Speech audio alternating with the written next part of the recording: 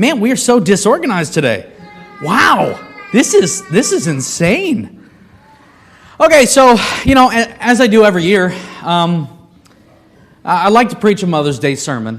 I like to preach a Father's Day sermon when we get to it. I got many questions this year. Are you going to make us cry again this year? I promise that is not my intention, okay? It is not my intention to make you cry. It is my intention to make you think, and to make you think biblically about your lives and as your roles as mothers. And the title of this sermon, and there was going to be a whole joke bit with this, but I guess not. The title of this sermon is What Mothers Need. That's right. There's a man up there telling you what mothers need. Yeah, there's the joke, okay? But you know what I mean by it. It's all coming from a place of love and respect for our mothers and mother figures that are out there.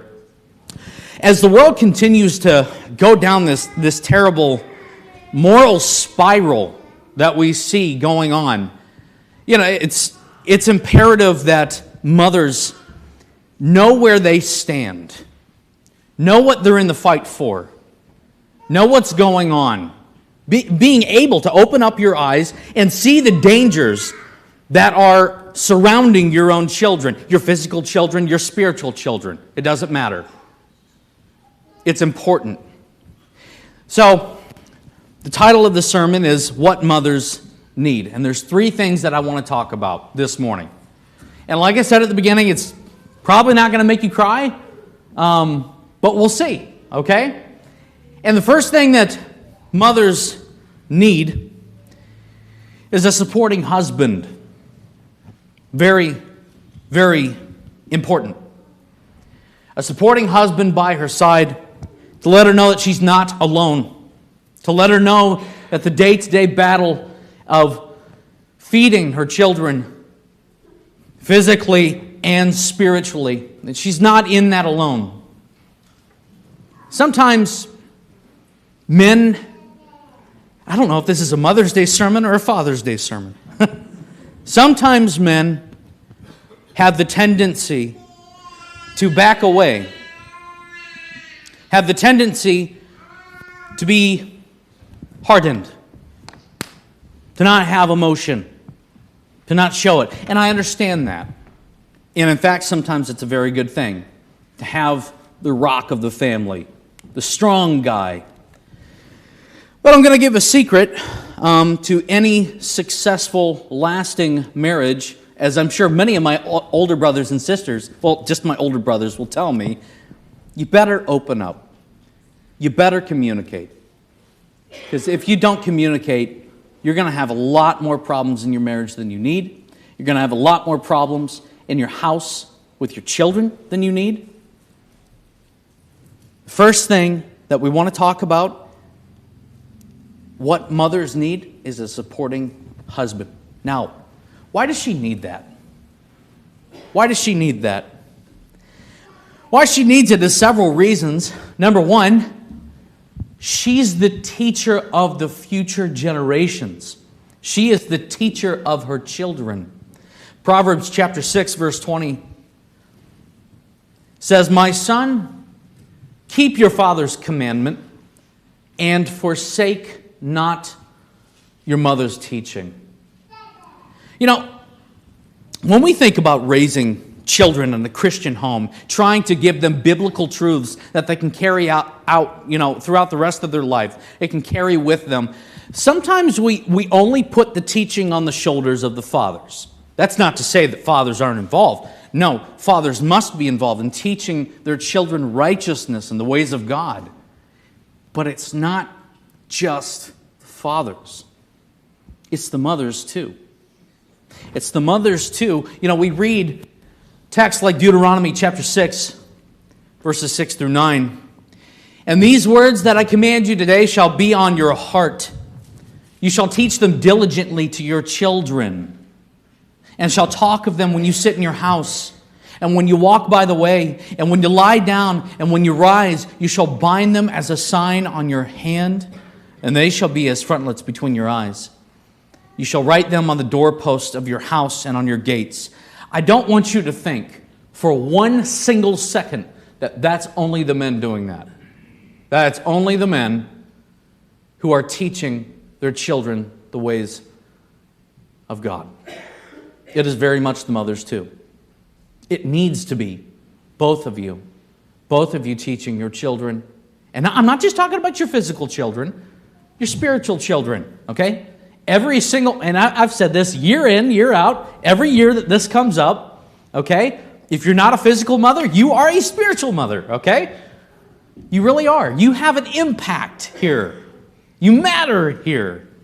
You matter to your children, physical and spiritual.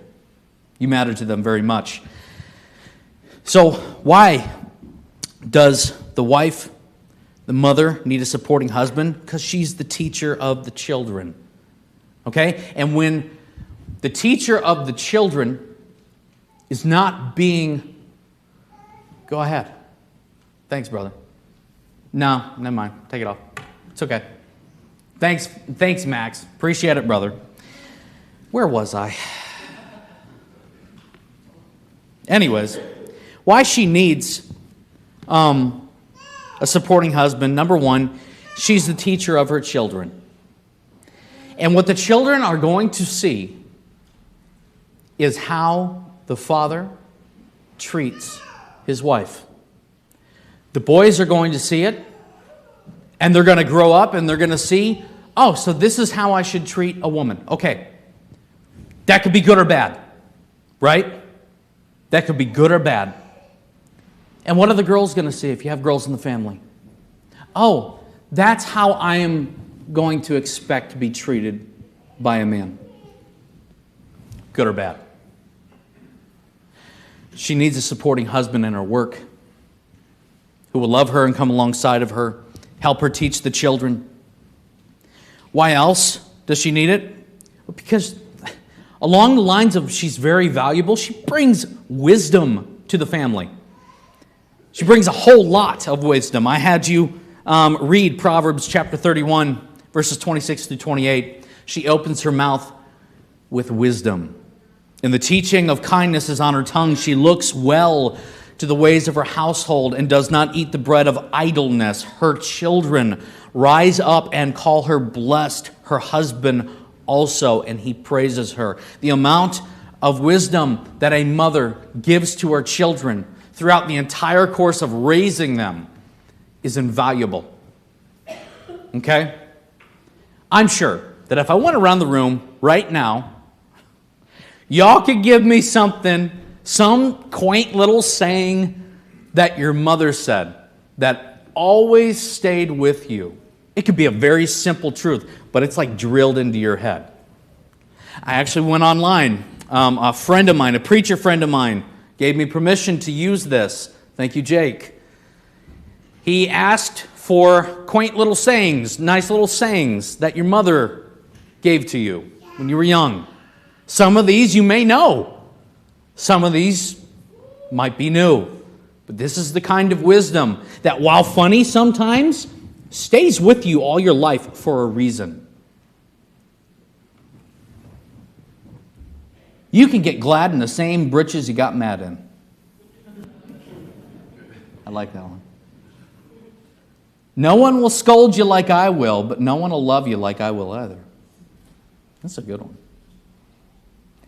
Here's my favorite one. No, it's not my favorite one. It's one of my favorite ones. And every single person in this room has heard this from their mothers. One point or another. Ready? 4 words. I told you so. Kids hate to hear it. They hate hearing that. But let me tell you, it's effective. Because in that moment when the child is angry because, oh man, she was right, they're going to carry that with them. It was just this past week. I don't know if Declan's going to remember this. Where's my sweetheart? He was having a moment, huh? Well, speaking of having a moment. He was with Mama this week at her work. She was watching him at the dealership. And he started to have his little toddler fit. Okay? He's starting to get a lot of those now. It's getting extreme, but oh so funny. And Emily tried to tell him very gently, buddy boy, don't do this. You're going to get hurt. Because what Declan will do is whenever he's told to do something he doesn't want to do, he'll throw his body on the ground and give you this look like, if I had the ability, I'd kill you. Oh man, he's getting sassy. It's funny. But he did that. He threw himself on the floor when his mother told him to do something he didn't want to tell you, or didn't want to do. Before she said, don't do that, you're going to get hurt. Well, what's he do? He throws his body on the ground in his hissy fit, and he smacks his little head on the tile. That's why he has a bruise right there, if you see him later on today. And Emily told me the first thing that she said to him was, I told you so. I don't think he's going to remember that, but it's the point that matters. Here's another one. This is really good. You run with the dogs, you're going to get fleas. Ooh, that's pretty good. That's some Psalm 1 wisdom right there. This one has a lot of memories for me. I'm getting a switch. Oh, you better believe it. That's some mama wisdom right there. Because my mom, hi Mom, whenever I would disobey, whenever I would be mean or whatever it was, I wouldn't listen to her, and Dad was away from the house, she'd do this wonderful thing where she'd stand by the door, the front door, she'd look at me, she'd open up that door, there's a bush right out here, she'd go, and I'm like, no, Mama, no, I'll be good. I'm getting a switch. How about another one? You'll understand when you have kids. There you go. Yes. Mama, you's right. Yeah, I know that. I know that very well. Or one of the ones that I heard the most frequently, wait till your father gets home.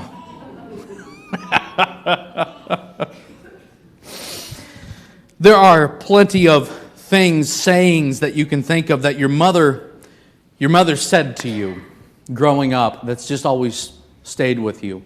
And a lot of those things get buried in biblical realities. Discipline, warnings about certain actions, you name it. A mother provides wisdom for her household. So she needs a supporting husband who will support her wisdom and not downplay it. Not throw it under his feet, but appreciate it, admire it, point his children to the wisdom that their mother is giving to them. So, like I said, scrambled brain this morning. Like I said, this is a Mother's Day sermon, but the first point really has to do a whole lot to do with the fathers, the husbands. Why do they need that? We went over that. What does it look like? What does it look like for a man to be a supporting husband to his wife, the mother of his children? Well, it looks like Ephesians 5:25. Ephesians 5:25, husbands, love your wives as Christ loved the church and gave himself up for her. If you read through the text of Ephesians 5, it's very interesting. Women have 3 verses there. Submit to your husbands as Christ, or as the church submits to Christ. But then you read the section on the men and what the men have. Husbands, love your wives as Christ loved the church. That's 10 verses there. You ever think about that? It's 10 verses. What does that mean, to love your wives, the mother of your children, as Christ loved the church? Oh, 2 words. Self-sacrificing. That's what love is. That's what agape love actually is. It's self-sacrificing. So guess what? Men, you're working all week and everything like that. But look, when you come home, I heard this a while ago. I don't know who said it, but it's so true. Your work doesn't stop for the day. It begins. It starts. And it continues on into the night. And guess what? If it gets in the way of your hobbies, tough. That's life. That's love. And that's good. And guess what? The mother of your children is going to need every bit of you to help. Every bit of you. Because that's what Christ does for his church. He loves his church. Literally sacrificed his life for his church. What else does it look like? It looks like coming alongside of her to comfort her. Like I said earlier, men are the rock of the house. We're the protectors of the house. We're the men. Being men doesn't mean that you're closed off to your wife's feelings. That's the opposite. Okay? I know that there's tons of stuff spoken today against so-called toxic masculinity. And if you ask people what the definition of that is, you're going to get tons of different answers. It's never consistent. Okay? And a lot of times what they mean by toxic masculinity is actually biblical masculinity. But you know what is toxic? When a man doesn't show that he loves his wife. When he doesn't sit down and talk with her. When he doesn't have her talk to him. Vent to him. It's not a good thing. Not at all. She needs that. That's how this whole marriage thing works. You're a team. You each do different things, sure. But you need each other. And men, you need to be there for your wives, the mother of your children. So, what else does a mother need? I'm trying to go as fast as I can. I just can't get my brain to activate. What else does a mother need? Because it's not enough for a mother to have her husband. Okay? Because guess what? The harsh reality is that some mothers don't even have that. That's true. Some mothers don't even have either a husband or a good husband. Some Christian mothers have husbands, all right, but they ain't good ones. So you need something more than that. Mothers need something more than that. And what is that? A seeing God. Open up your Bibles to Genesis 16. A seeing God is what she needs. Genesis 16, where you have a story about Sarah and Hagar. Genesis 16, starting in, I'm going to read verse 5 and go on down to verse 13. And Sarai said to Abraham, "May the wrong done to me be on you. I gave my servant to you, to your embrace. And when she saw that she had conceived, she looked on me with contempt." Now, I didn't give you the context because, well, that was it. This is back, of course, when Sarah tells Abraham to go sleep with his servant. Okay? And that was wrong. That was wrong. They tried to help God out when God doesn't need any help. But more to the point, "May the Lord judge between you and me." Verse 6, "But Abraham said to Sarai, Behold, your servant is in your power. Do to her as you please." Then Sarai dealt harshly with her, and she fled from her. The angel of the Lord found her by a spring of water in the wilderness, the spring on the way to Shur. And he said, "Hagar, servant of Sarai, where have you come from, and where are you going?" She said, "I'm fleeing from my mistress Sarai." The angel of the Lord said to her, "Return to your mistress and submit to her." The angel of the Lord also said to her, "I will surely multiply your offspring so that they cannot be numbered for multitude." And the angel of the Lord said to her, "Behold, you are pregnant, and you shall bear a son. You shall call his name Ishmael, because the Lord has listened to your affliction. He shall be a wild donkey of a man, his hand against everyone, and everyone's hand against him. And he shall dwell over against all his kinsmen." So she called the name of the Lord who spoke to her, "You are a God of seeing." For she said, "Truly Here I have seen him who looks after me. God's name there is El-Roy, or El-Roy, the God who sees. He does this again, sees her in Genesis 21. We won't go there. When she's pretty much given up. She's going to die. Boy's going to die. And God comes in and saves the day. What's the point of all this? Acknowledgement. That's the point of that. One of the biggest causes of depression in an individual and the breakdown of a relationship can be the lack of acknowledgement. When your efforts of teaching, correcting, nursing, devotion, love, blood, sweat, and tears go unnoticed as a mother, you feel like your efforts are pretty much pointless and without fruit. I have taken note of many mothers in my short life who see all their labors as useful as teaching a brick wall the English language. I've heard women talk of how the children do not reverence them as they should, not treasuring their wisdom. I have heard awful things about so-called Christian husbands who give not the slightest compliment, commendation, or congratulations to their wives' godly actions. The constant request from children for snacks, attention, cleanups can make mothers feel simply underappreciated.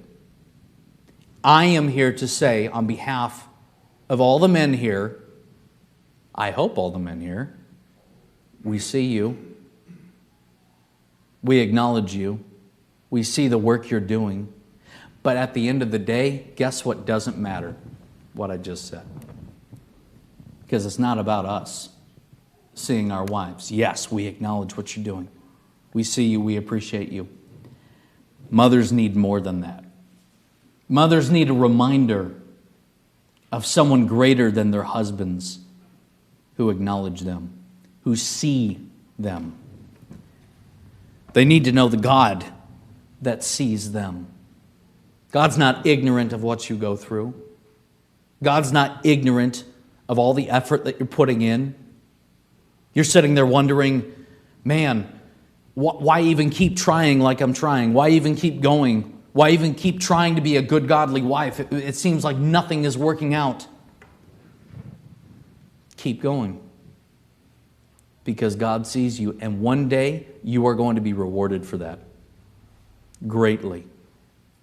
Because the reward is going to come from the hands of an almighty, all-powerful God who loves you and adores you and saved you.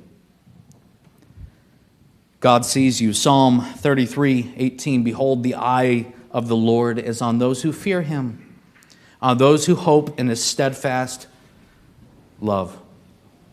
Second thing that mothers need is a God who sees, because he does. Last thing that a mother needs, and I guess I could have put this in different order. And like I said, if I'm not totally making sense this morning, please forgive me. I'm doing the best I can for you because mothers, you deserve it. Last thing that a mother needs is a rich theology. A rich theology. You know, there's this terrible view that in churches, and I'm not saying anyone here believes that, but I've seen the attitude. I haven't heard the words, but I've seen the attitude. Well, you know, women can't handle good theology. You see, that women just want easier Bible lessons and everything like that. They can't handle theology. That's bunk. That's nonsense. My goodness. That's awful. Mothers need rich theology, just like fathers. Just like every human being needs rich theology. Remember, theology is the study of God. One of the best studies you'll ever do in your life is a study of God's character. If men are the muscles to any society or family, then women are the bones. A body with strong muscles in the world is useless unless the supporting structure of the bones are there to give them form and keep them upright. That's how I view the importance of mothers. Paul makes it very clear in Romans 1. That the last ones to fall prey to a depraved mind in a society are the women, because they are the ones who are supposed to be the most rooted in their nurturing nature. So when the women in the society start to go bad, you know the situation is dire. Men, without the influence of their godly wives and mothers in their lives and other motherly figures in their lives, use their God-given strength and leadership skills for selfish purposes and end up doing more harm than good. It's almost like we were simply made to be together, to support each other. Because you can't have bones without the muscles, you can't have muscles without the bones. You can, but they'd be terribly useless. So, that's what the women are. That's what mothers are in a family. They are the bones that hold that family together. And don't you ever forget it.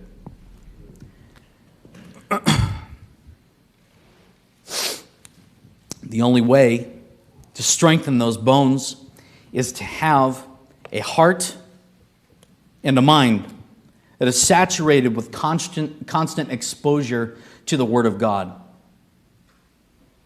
You need to have strong mothers in a family, and the only way to strengthen them is by rich theology.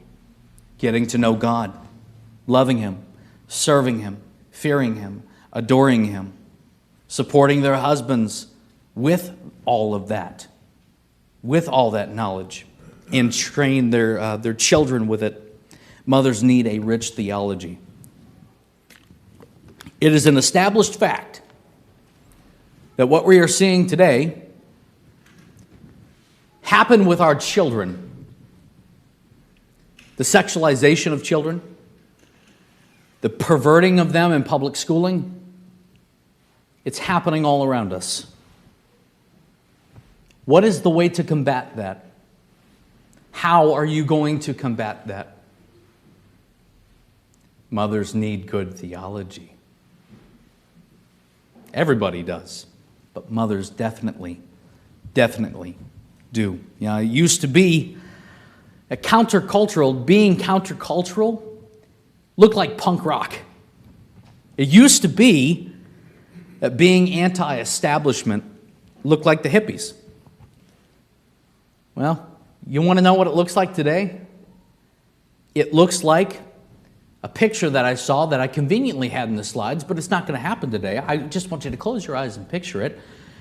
An American family with a mom, a dad, and children sitting in the pews of a church. That's what rebellious looks like today. Because you don't want your children going along with what's going on today. So, mothers, what you need is good theology. And how are you going to get that? Be in the Word of God. You feed yourself daily. I know you're worried about feeding the kiddos. You're worried about feeding your husband. You're worried about being all these other things for everybody that needs you, and that's good. But you cannot do that if you are not feeding yourself at the same time. You must take time for it. You must do that. On behalf of all the sons here and the daughters here and the fathers here, we thank God for you mothers. We thank God for you being godly examples of righteousness, steadfast and immovable in the truth and the faith. I thank you for being those godly examples to me of patience and kindness, gentleness in all sorts of ways. I thank you. Everybody here thanks you. And we thank God for bringing you into our lives. So we love you. And this morning, if you are not a Christian, you probably didn't even care about anything I just said, because appreciation comes from God. This God changes your life. makes you appreciate what you have. You could be reconciled to this God. You can have your sins forgiven. You can have all of that debt, all of that guilt washed away. If you need anything this morning, I ask that you come forward as we stand and as we sing.